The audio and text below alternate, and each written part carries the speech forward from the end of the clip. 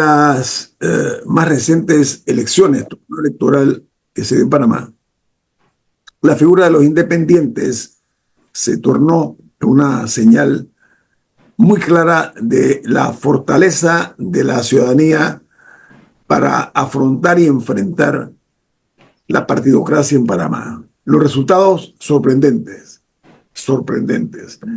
El Grupo Vamos, todos esta nueva camada de políticos o de jóvenes políticos independientes respondieron a un respaldo muy numeroso de ciudadanos de este país. Además de que Ricardo Rombana, también representando no un movimiento como en su militancia, más dentro del área de los independientes que no practican la partidocracia de una forma profesional, fueron señales que, a mi juicio, la clase política tradicional no ha sabido leer todavía, no ha entendido todavía. Creo que el golpe fue tan fuerte que tienen resabio todavía de ese contundente mazazo que recibieron. Bien. El grupo independiente conocido como Vamos ha sufrido dos bajas importantes. Uno de esos diputados, entiendo que es uno de los más votados, o independiente. Y traigo a la mesa el tema porque aquí está con nosotros Ana Matilde Gómez, que tuvo una exitosa participación en la política como novata, como dice en inglés, newcomer, ¿no? La política panameña y logra no únicamente un escaño, sino que resultó ser la más votada. Irónicamente, ahí comenzaron la mujer más votada. la más votada. Fue parte del despertar de las mujeres casualmente. O sea, allí se escuchó el sonido de las mujeres. Bien. En esta ocasión son dos jóvenes políticos los que acaban de anunciar pues que salen de lo que es el grupo independiente Vamos. Uno es Betsaray Richards, el otro es Manuel Chen. Uno tras otro se fueron. Entonces, yo creo que esto debe leerse de una manera correcta. Ana Matilde, usted que la vivió dentro del hemiciclo, dentro de la asamblea, ese mundo aparte, ¿no? Es una burbuja, voy a llamarlo. Estos jóvenes, pregunto, a su juicio, en base a su experiencia como independientes dentro de esa asamblea absolutamente partidista, hubo presiones que superar. Usted la vivió, Ana Matilde, usted cree, y esto entra en el terreno especulativo, que pudo haberse aplicado la misma presión a estos jóvenes, en su opinión, Ana Matilde, su experiencia. Sí, sí, gracias, Nito. Mira, tú le llamas burbuja, yo le he llamado siempre cápsula del tiempo, porque ahí están encerradas personas que viven en el pasado. Una cantidad de diputados que van y vuelven, unos que nunca se van y otros que van y vuelven, pero vuelven con las mismas prácticas, sus convicciones y sus ideas de un país que ya no existe y de una política o de un sistema político que ya colapsó, pero que ellos se resisten a eso. Entonces todavía no ha habido la suficiente presión desde afuera, o sea, desde la ciudadanía, desde el elector y algunos grupos manipulados, otros que son cooptados. ¿Por qué? Porque son financiados por el propio recurso que el diputado obtiene a través de la propia planilla estatal o el propio presupuesto, mantiene ese electorado cautivo. Claro que hay presiones, pero también lo que está pasando con la coalición, pienso yo, o el movimiento, es que la ley ha dado tenues pasos muy incipientes para comprender lo que son los movimientos políticos y no encasillarnos a los panameños solamente a los partidos tradicionales, que tienen sus prácticas que mucha gente está rechazando. Que no significa que deben dejar de existir, que ese es otro tema y lo podemos analizar en otro momento. Claro que son necesarios todavía por los niveles de educación y otros factores más que inciden para que Panamá, los ciudadanos no puedan tener interlocutores apropiados con el gobierno, o sea, entre gobernantes y gobernados, y ahí los partidos políticos ejercen, pues, deberían en teoría ejercer una función. Entonces los movimientos, en esta oportunidad hubo un avance. Yo no pude, cuando yo corrí, aspiré a la presidencia de la República, como independiente, yo no pude siquiera, con los 600 candidatos que yo tuve a nivel nacional, no pude identificarlos con el mismo color o bandera que yo usaba. La gente no sabía que éramos todo un movimiento que habíamos creado a lo largo y ancho del país. Cada uno tenía que correr con su propio color, con su propia bandera, etcétera. Y eso de alguna manera nos desarticuló.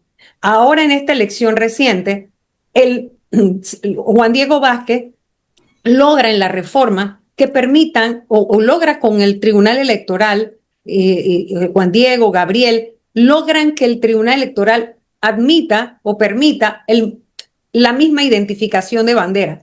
Eso hizo que un grupo de jóvenes que no necesariamente, jóvenes y a otros adultos, no, personas de mucha más edad, por supuesto, pero que ellos fueron identificando en distintas circunscripciones electorales que tenían las características que ellos buscaban, lograran sumarse al movimiento, ¿sí? Como a la coalición. Ahora bien, no todos corrieron bajo ese paraguas. El caso de Betseray Richard, que tú mencionabas, es uno de ellos.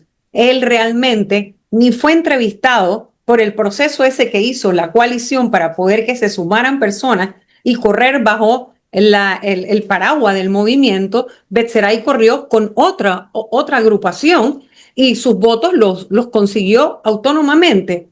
Así que yo pienso que estos movimientos no solamente obedecen a las presiones que ellos reciben a lo interno, sino a la propia evolución del movimiento o la coalición Vamos como tal, de cara a presentarse como una oferta electoral consolidada. Betseray Richard, lo más probable es que se siente coartado, se siente limitado, porque varios factores pueden ser. Podría ser que le cuesta mucho trabajar en equipo y someterse, por ejemplo, a una rigurosidad de pasar por un tamiz, una idea, un proyecto de ley para ver si su eficacia, validez, legitimidad, oportunidad, pertinencia, todo lo que se pueda revisar para un proyecto de ley cuando se trabaja en equipo.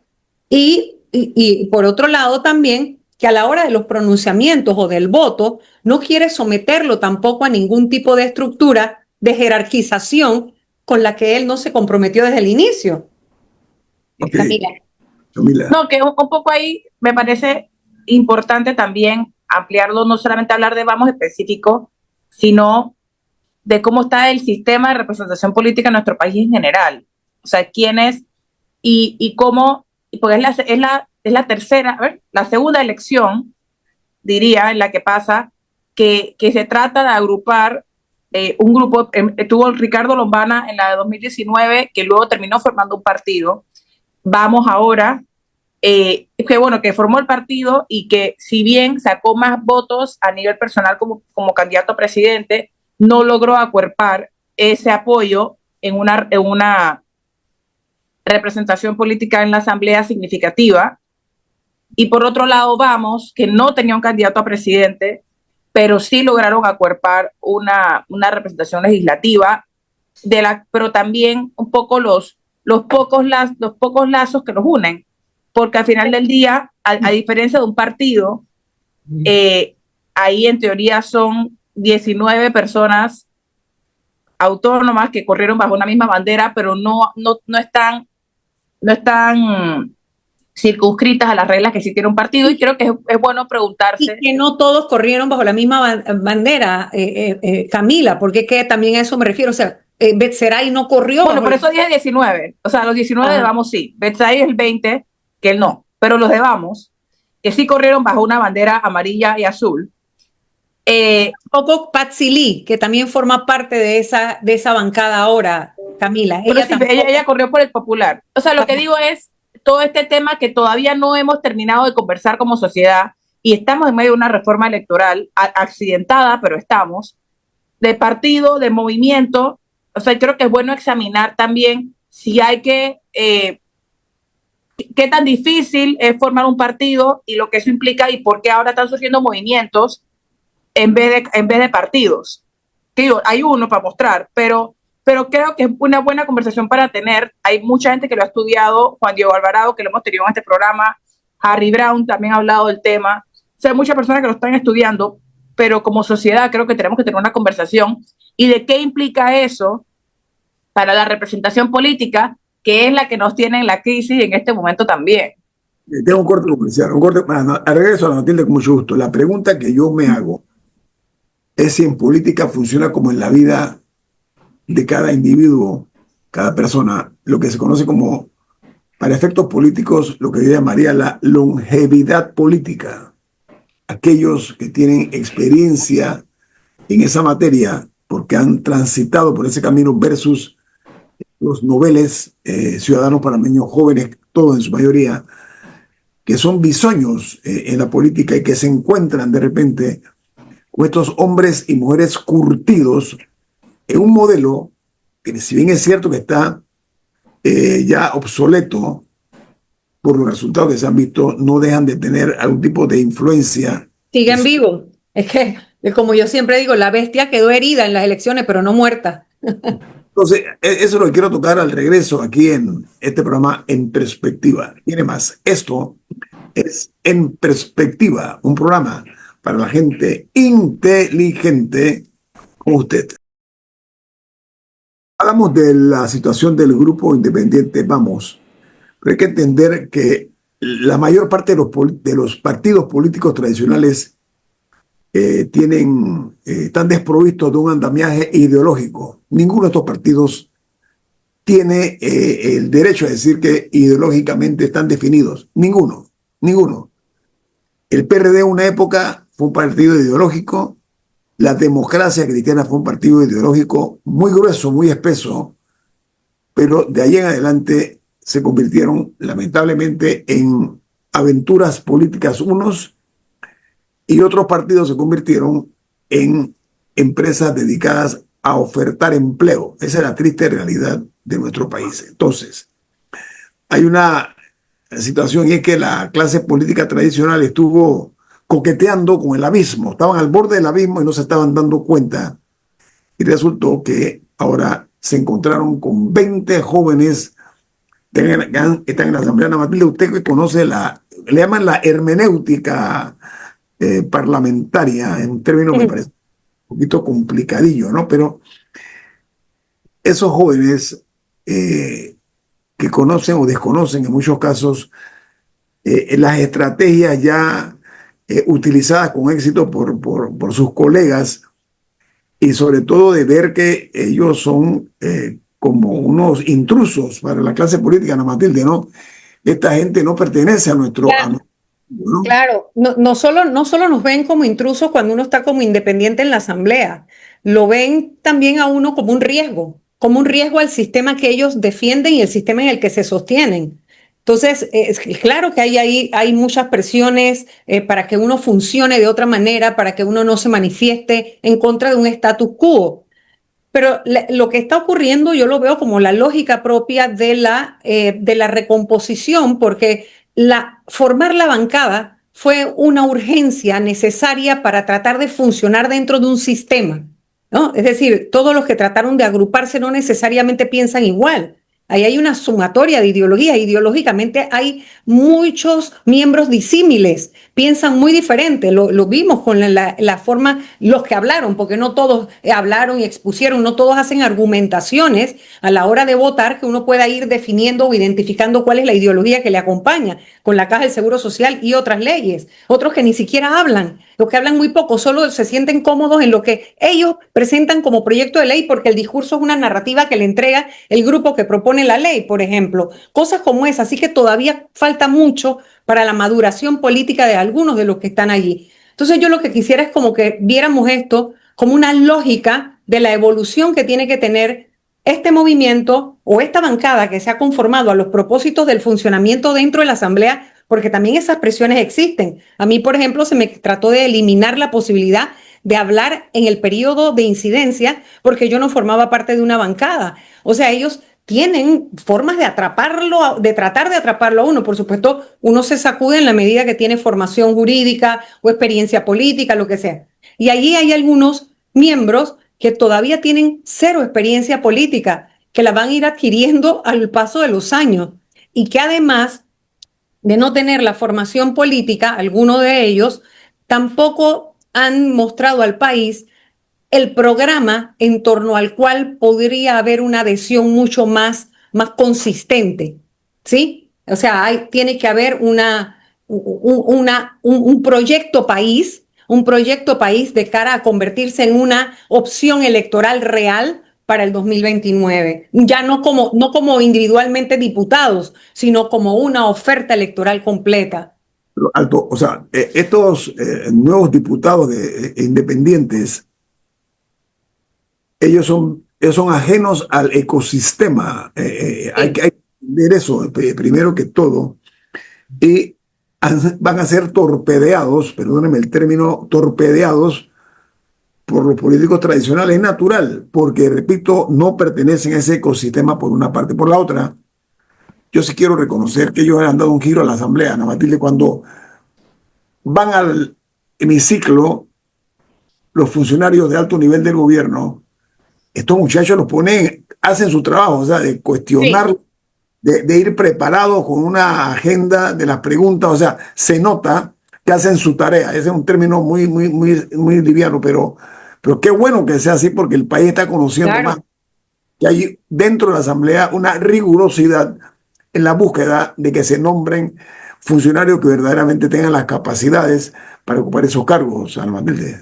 Es correcto, y esa es parte de la presión, o sea, cuando el sistema se ve en vilo, cuando hay personas que dentro ponen en evidencia o se convierten en testigos de lo que se hace mal, esa persona se convierte en la espinilla en la cara de la reina. O sea, eso es un problema real. Entonces, pone en riesgo todo el sistema, porque hay algunos cuando llegan, lejos de hacer las cosas diferentes o de poner en evidencia el sistema, lo que hacen es someterse al sistema y entonces pues caen en las mismas prácticas. Entonces ese ya se convierte en un cómplice más, en un silente de las cosas que ocurren. Así que todas estas denuncias, que no son de todos tampoco, ponen al sistema en riesgo y claro que ahí hay presión y le empiezan a hablar al oído. Bueno, viste que Betseray se queda independiente, pero Manuel Chen se va con la fracción mixta. O sea que uno pensaría, bueno, ¿qué pueden tener en común? Bueno, es que habría que analizar quién es Manuel Chen ideológicamente, políticamente, cuál es su trayectoria. A lo mejor corrió bajo una bandera, pero no necesariamente, o sea, fue una bandera que le dio una oportunidad política en un momento determinado, pero no porque él comulgue con eso. O sea, todos esos factores van a estar presentes en todo un periodo de ajuste que con el primer año no es suficiente. Bueno, vamos a ver en qué termina esta saga, ¿no? Esta saga que se está dando con los... Usted fue Procuradora General de la República de Panamá, que hay un problema, que hay un matrimonio entre impunidad y poder político, matrimonio que parece indisoluble. Aquí personas que han sido condenadas por corrupción se han pasado a la justicia por el arco del triunfo. No sé si me estoy explicando. Hay países hermanos donde la justicia funciona independientemente de que haya sido un expresidente de la República. No sé si están enterados, si no me complace informarles. Que en Perú, el expresidente Ollanta Humala y su esposa, que se llama Nadine Heredia, primera dama, han sido condenados a 35 años de prisión, Ana Matilde, por el caso de Brecht.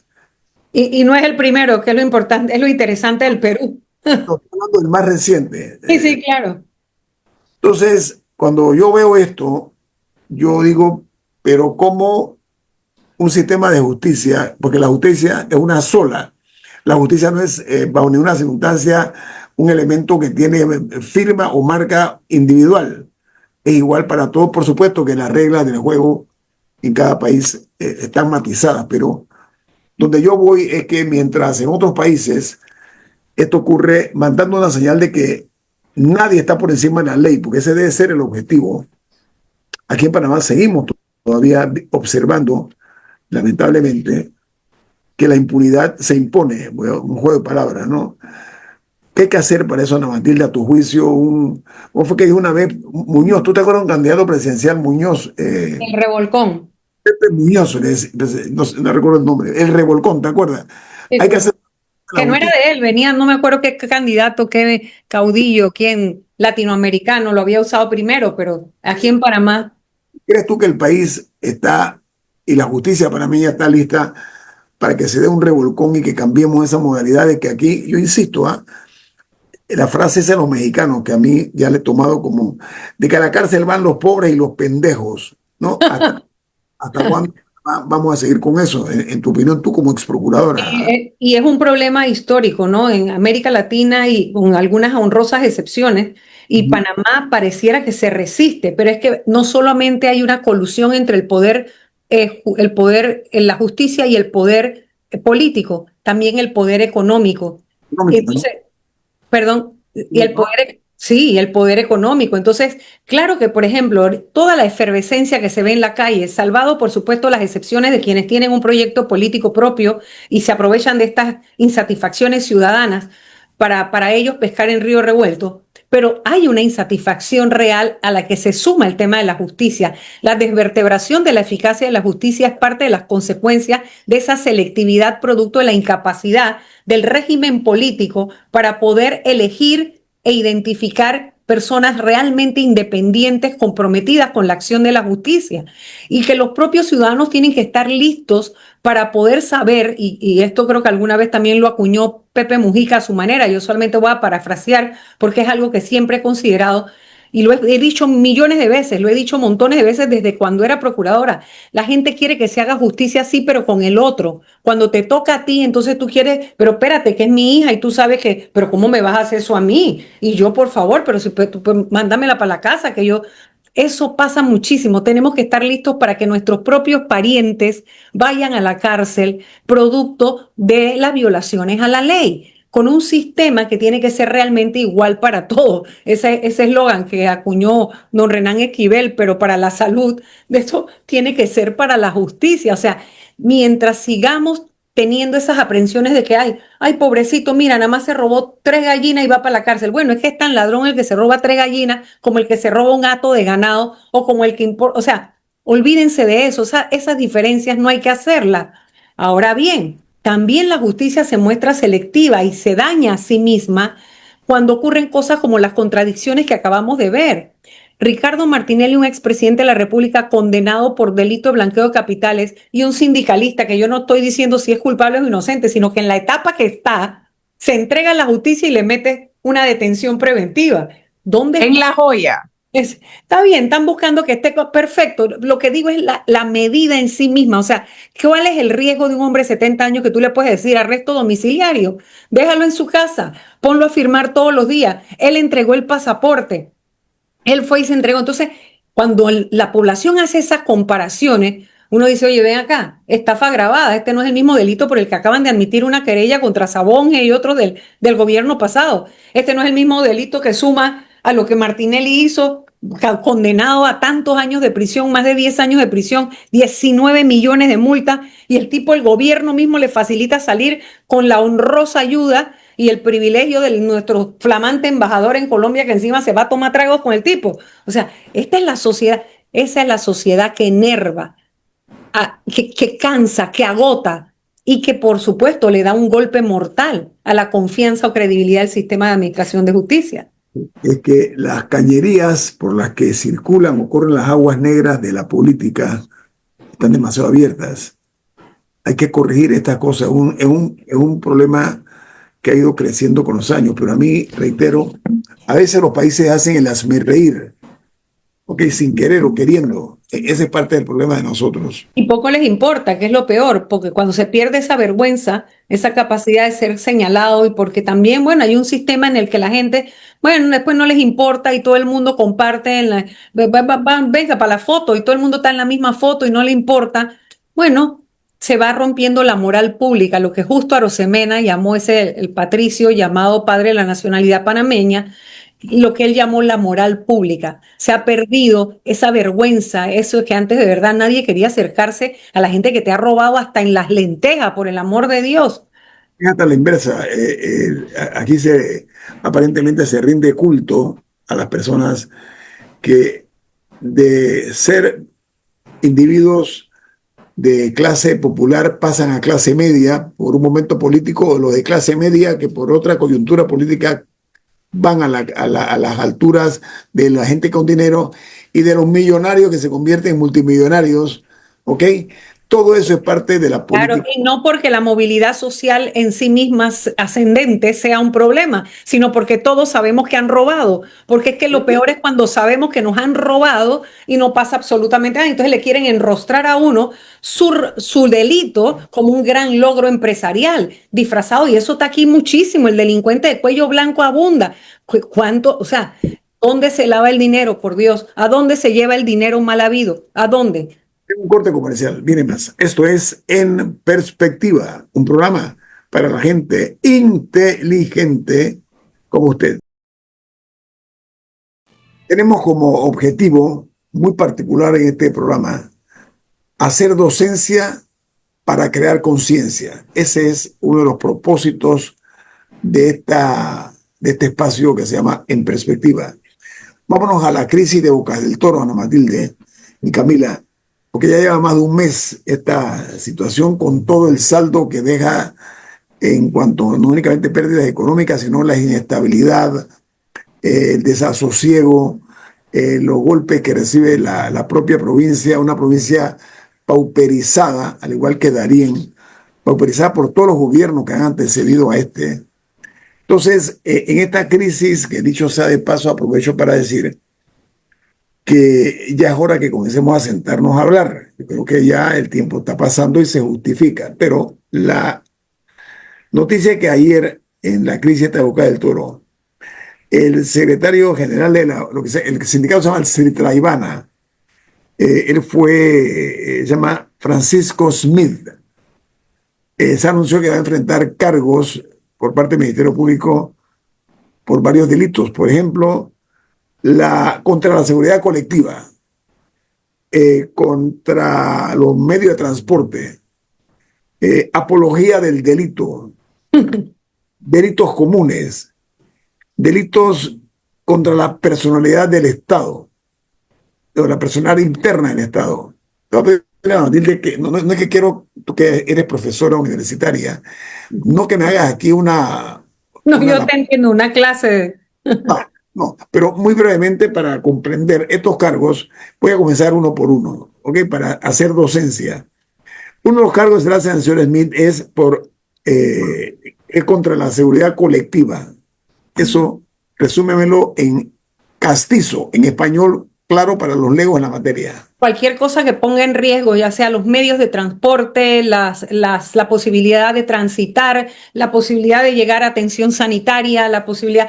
A ver, todo esto hay que contextualizarlo, que él está en medio de una insurrección prácticamente, porque él está en medio de una acción que en el entorno de una crisis como la política, social, con efectos económicos como la que estamos viviendo, uno puede verlo como, bueno, cerró la calle, la protesta, etcétera. Pero también hay que ver todo lo que dimana de esa acción. Y cuando esa acción es de fuerza y es violenta, como está haciendo, y una ambulancia, por ejemplo, no puede cruzar para llevar a un enfermo a recibir atención médica, ahí hay un delito. ¿Sí? Okay. Entonces, son acciones que van dimanando en otras conductas. Ok. Apología del delito. Todo el que defiende algo que está en el Código Penal y hace una arenga pública en defensa de eso, que es un tipo penal. O sea, eso que ya en el código está puesto como un delito, vamos a tomarnos las instituciones, Esto es una insurrección, obviamente. O sea, que a medida, la persona va como en un concurso, lo que se llama un concurso material delictivo, cuando con una sola acción concurren en esa acción una serie de comportamientos que van cayendo en el tipo que está descrito en el Código Penal. Sí, un tipo penal es lo que está descrito como delito.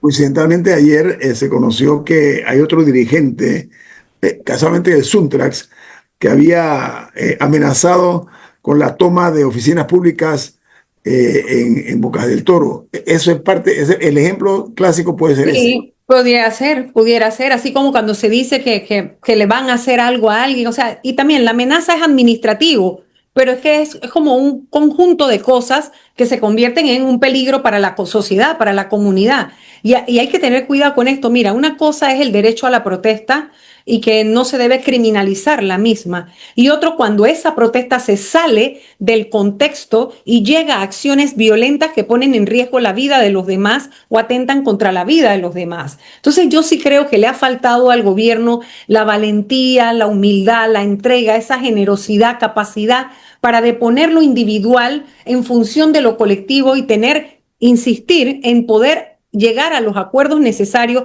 para separar quién está legítimamente pronunciándose en las calles porque está reclamando un derecho legítimo y quienes están dispuestos a llegar hasta que se derrame sangre porque hay un proyecto político detrás y esto es una oportunidad para avanzar aunque no lleguen al poder. Eso, el gobierno está obligado a hacer esa separación y comprensión de quiénes son, y por supuesto que usted no le puede impedir a un ciudadano que se ve violentado, como el periodista que puso la denuncia, periodista y abogado, que si él fue afectado de manera individual no acuda a los tribunales a poner una denuncia, digo, al Ministerio Público. O sea, eso tampoco se puede evitar. Si yo vengo en el carro, llevo un hijo enfermo en el camino y no me dejan pasar y se me afecta, o sea, yo tengo derecho a poner esa denuncia también. O sea, me explico, tanta cosa, si no me llega el agua, porque del otro lado está el camión con el agua y yo no me puedo abastecer, eso es un derecho que además es derecho humano, porque el agua es un líquido que, aunque parezca un estribillo, es un líquido vital.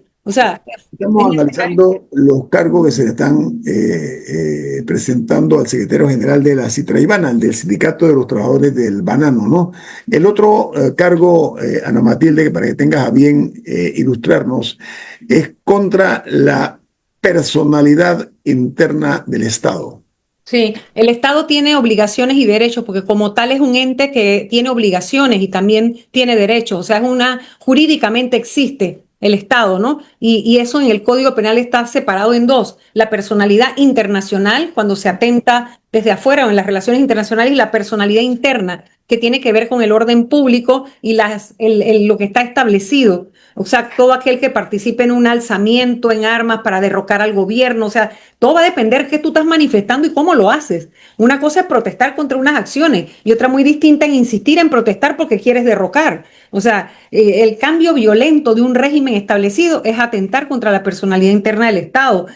Todo lo que es sedición, insurrección, o sea, lo que después, esos delitos llamados políticos, que son los que permiten después una acción de amnistía, o realmente un indulto, un perdón, ¿sí? Ya sea de un presidente o de una asamblea o de un congreso, porque se da en medio de una situación de crisis o de guerra o de confrontación generalizada, ¿no? Son ese tipo de conductas. Yo estoy de acuerdo en algo, ¿no? No hay que criminalizar el disenso, por una parte, pero yo sí creo que en estas situaciones siempre hay oportunistas. Hay personas con agendas ocultas, y algunos no tan ocultas, no tan ocultas, que financian, por ejemplo, estos movimientos, incluso organizaciones internacionales del punto de vista ideológico que participan o coparticipan en estas cosas. Y hay que saber separar la protesta, yo voy a llamarla justificada, de la propuesta que se pretende ideologizar por una parte, ideologizar, y por la otra, que pretende causar en la sociedad panameña un disgusto que puede llevar a posiciones insensatas, ¿no? Y por eso es tan importante que en la sociedad, que haya educación, porque en la medida que el individuo se educa, tiene pensamiento crítico y puede entender y diferenciar cuando lo están engañando de un lado o del otro y sacar sus propias conclusiones, cuando está siendo utilizado, porque como hay un sentimiento de desasosiego y de frustración por las necesidades básicas acumuladas que no han sido satisfechas por distintos gobiernos, y lo que este está haciendo, que está repitiendo algunas cosas que llevan también a la gente al fastidio,